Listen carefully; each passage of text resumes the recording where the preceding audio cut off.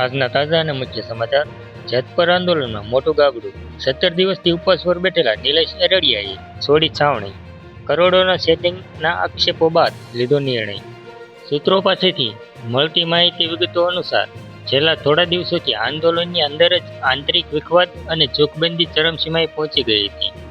આ આંદોલનમાં ત્યારે નવો વળાંક આવ્યો જ્યારે જાણીતા કલાકાર અને આગેવાન હકાભા ગઢવી દ્વારા નિલેશ એરડિયા પર ગંભીર અને સનસનાટીપૂર્ણ આક્ષેપો કરવામાં આવ્યા. મોરબીના જેતપર ખાતે વીજલાઇનના વિરોધમાં ચાલી રહેલા ખેડૂતોના ઉપવાસ આંદોલનમાં આજે એક અત્યંત ચોંકાવનારો અને નાટકીય વળાંક આવ્યો છે, જેમાં 17 દિવસથી અડગ રહીને ઉપવાસ પર બેઠેલા મુખ્ય આંદોલનકારી આગેવાન નિલેશ એરડિયાએ અચાનક જ આંદોલન છાવણી છોડીને જાહેરાત કરી છે. આ અણધારી ઘટનાને પગલે સમગ્ર મોરબી પંથકના રાજકારણમાં અને ખેડૂતો આલમમાં ભારે ગરમાવો આવી ગયો છે.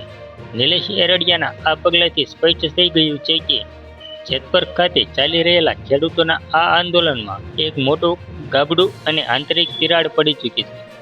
સૂત્રો પાસેથી મળતી માહિતી અનુસાર છેલ્લા થોડા દિવસોથી આંદોલનની અંદર જ આંતરિક વિખવાદ અને જૂથબંધી ચરમસીમાએ પહોંચી ગઈ હતી. આ આંદોલનમાં અત્યારે એક નવો વળાંક આવ્યો છે, જ્યારે જાણીતા કલાકાર અને આગેવાન હકાભા ગઢવી દ્વારા નિલેશ એરડિયા પર ગંભીર અને સનસનાટીપૂર્ણ આક્ષેપો કરવામાં આવ્યા. હકાભાએ જાહેરમાં આક્ષેપ કર્યો હતો કે નિલેશ એરડિયાએ આંદોલન સમેટવા અને સમાધાન કરવાના નામે કરોડો રૂપિયાનું આંતરિક સેટિંગ કરી લીધું છે.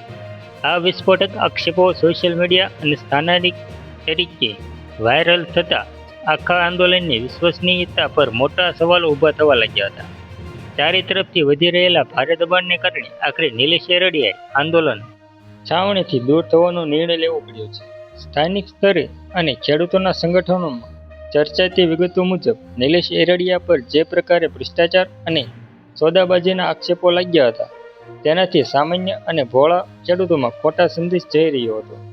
આ ગંભીર આક્ષેપોને કારણે આખું આંદોલન વેરવિખેર થઈ જાય અને ભવિષ્યમાં તેની ભારે બદનામી થાય તેવો ડર અન્ય હોદ્દેદારોને સતાવી રહ્યો હતો. આથી આંદોલન નબળું ન પડે તે હેતુથી વચગાળાનો રસ્તો કાઢીને નિલેશ એરડિયાને છાવણી છોડવા માટે મજબૂર કરવામાં આવ્યા હોવાની પ્રબળ ચર્ચા વહેતી થઈ છે. બીજી તરફ આ આખા વિવાદ વચ્ચે મીડિયા અને પ્રેસ સમક્ષ આવીને નિલેશ એરડિયાએ પોતાની સ્થિતિ સ્પષ્ટ કરવાનો પ્રયાસ કર્યો છે.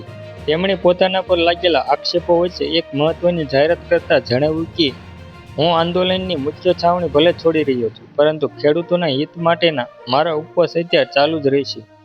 આ નાટકીય ઘટનાક્રમ બાદ જેતપરના આ ખેડૂત આંદોલન હવે કઈ દિશામાં આગળ વધે, આંદોલનની કમાન કોણ સંભાળે છે અને હક્કાભાઈ દ્વારા લગાવેલા કરોડો રૂપિયાના આક્ષેપોમાં કેટલું તથ્ય છે, તે તો આગામી સમયમાં જ સ્પષ્ટ થશે. પરંતુ હાલ પૂરતું આ ઘટનાને મોરબી જિલ્લામાં ભારે ચર્ચા જગાવી છે.